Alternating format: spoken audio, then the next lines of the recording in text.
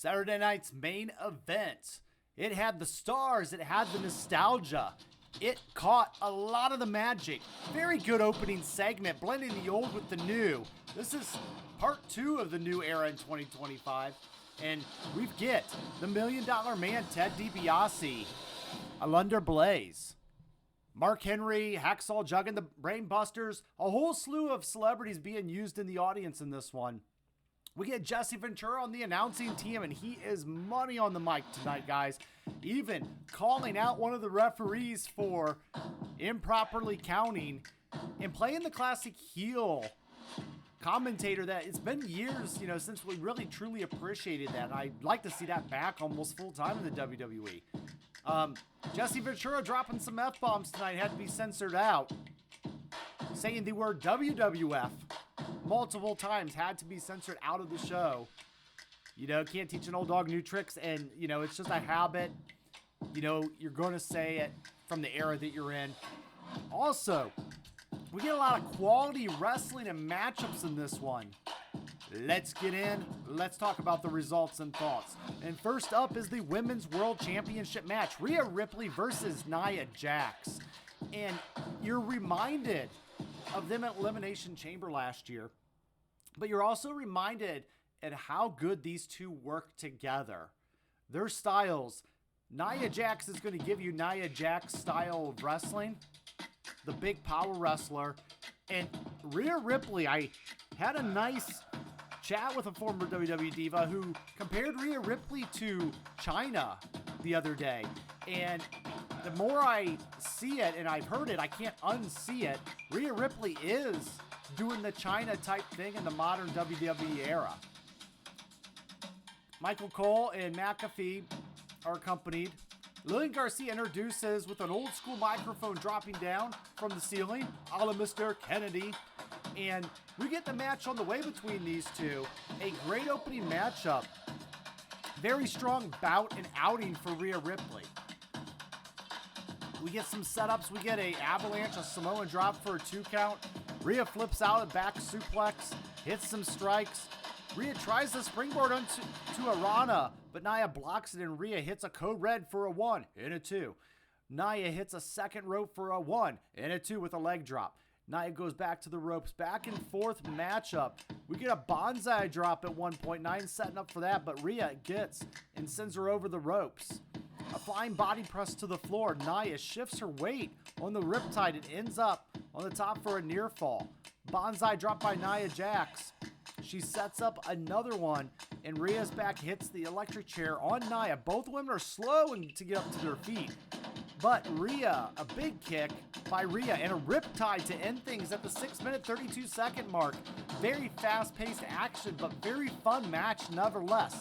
One thing I will say is I miss matches that can get the job done without any extra addition to the match, and I'm okay with that. I thought they did a fun job, and it was a good time had by all. We move on. Speaking of good time, this was the story walking into this one with Bron Breakker, your Intercontinental Champion, going against Sheamus. Sheamus being, if he captures the Intercontinental title, he will be a Grand Slam champion, capturing the only title that has gotten away from him in his illustrious career. Jesse Ventura makes the comment that if Sheamus captures this title, he will be a Hall of Famer, no doubt, capturing all the titles in his career. I think Sheamus has had a Hall of Fame career regardless, but it is a nice story to tell, and I appreciated the extra narrative. We do get a matchup with these guys back and forth, kind of a power match, owning their own strength. Both of these guys showing off their different moves, their different skill sets. I thought they blended pretty well. At one point, we get a gut buster by Bron Breakker, and another one, we get a cover for a 2. But Sheamus looking angry and uses some foul language at one point. We get a big knee.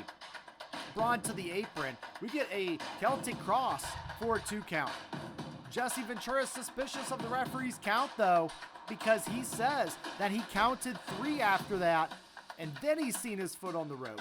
So that ultimately does get rebucked by the ref, but we go on. Braun runs into a brogue kick, and a foot on the rope saves the championship. And then Sheamus sets up for another brogue kick, and Sheamus's ribs hurt. We get a spear by Bron Breakker, and it hits the retain for the IC title at the 7-minute 54-second mark with a pinfall.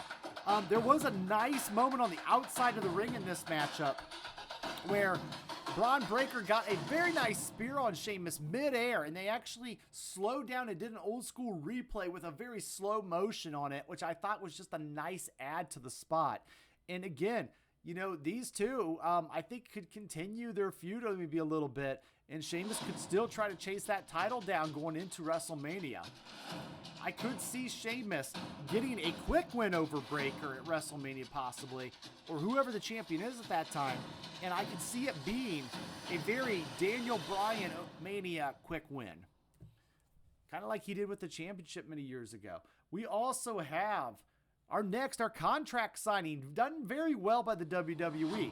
Undisputed champion contract signing with the 2 belts, the winged eagle of Kevin Owens and the original, or I should say modern, belt of Cody Rhodes. Shawn Michaels is called in as the closer. He knows how to put himself over, and he comes in, introduces both contestants carrying their respective belts, and says that the general manager could not get the job done, so they called in the closer, and Shawn Michaels is going to get both names on that contract for the Royal Rumble in a ladder match. They got the ladder in the ring, they got a table to sign, but neither man wants to sit down. We get a nice t-shirt with Cody Sucks Eggs t-shirt by Kevin Owens. Cody enters, of course. Shawn can't get him to sit down, but he go ahead and obliges to them to stand. Ultimately, Kevin Owens talks about how Cody never cared and goes into the story that he spent so many years fighting the bloodline, and then Cody just teamed up with him, which ultimately set Kevin Owens off to the end. And this is going to build up ultimately with Kevin Owens looking to get an upper hand on Shawn Michaels after they signed the contract, attacking Shawn. But before he can do the infamous pile driver, Cody Rhodes hits a super kick out of nowhere, Shawn Michaels style, smacking Owens in the face, and then Shawn Michaels hitting the sweet chin music on Owens right out of the ring after they signed the contract. And this leads to the advantage going possibly to Cody and Shawn Michaels with a little help there. But we still got Monday Night Raw. We still got SmackDown coming up before the Royal Rumble. Who will win the ladder match? It was very nice touch having Shawn Michaels officiate the signing for a ladder match, because we know Shawn and ladder matches go hand in hand. I also couldn't help but think of Kevin Owens and his Canadian roots, going very big Bret Hart fan, going kind of opposite, not wanting to listen to Shawn Michaels a little bit.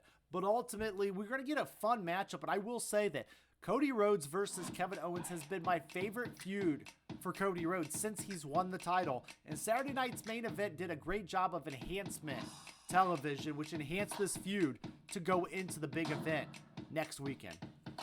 Speaking of big, we got the big event with 2 big powerhouses going at it. We got Braun Strowman versus the werewolf, Jacob Fatu.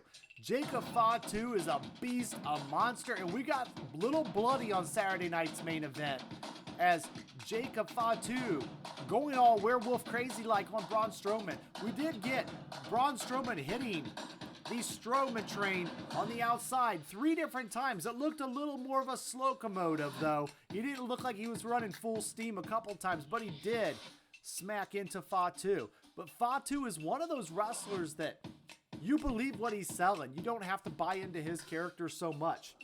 I believe this interaction did end in a disqualification between 2 men, as it just could not be settled with a pinfall.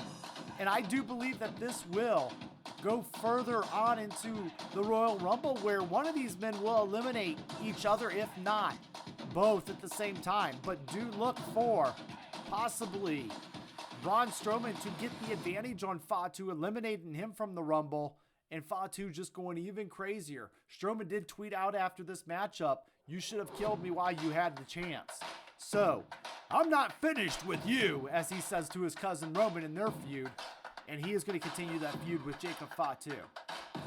And then we get into the main event of Saturday night's main event. We get a World Championship matchup being featured, which I love. I'm glad that they kept the Cody contract signing in the middle of the show. And it was great to put Gunther in the spotlight of main event, going against main event Jey Uso. You gotta have him on Saturday night's main event. Jey Uso making his grand entrance, Gunther making his classic entrance. Both men attacking back and forth and showcasing the skills that they got. Would the WWE let main event Jey Uso shine on Saturday night's main event? Or will Gunther go into the Rumble as the current champion? And you guys guessed it. It was Gunther coming out on top, as we do get a back and forth matchup, ultimately ending with a super kick by Jey and then a spear, and Jey goes up the top for the Uso splash. Gunther blocks the spear, but hits 2 power bombs, 1 and 2, for about a 10-minute mark via pinfall. Gunther is your still world heavyweight champion. He's only been pinned twice in the last basically 4 years since he was Intercontinental. He's only been pinned twice by Sami Zayn and then also by Cody Rhodes. So that's a pretty good track record for Gunther going in. And I believe he will hold on to this title all the way till WrestleMania, ultimately seeing the challenger of the Royal Rumble winner to possibly take him on in the main event of WrestleMania Night 1.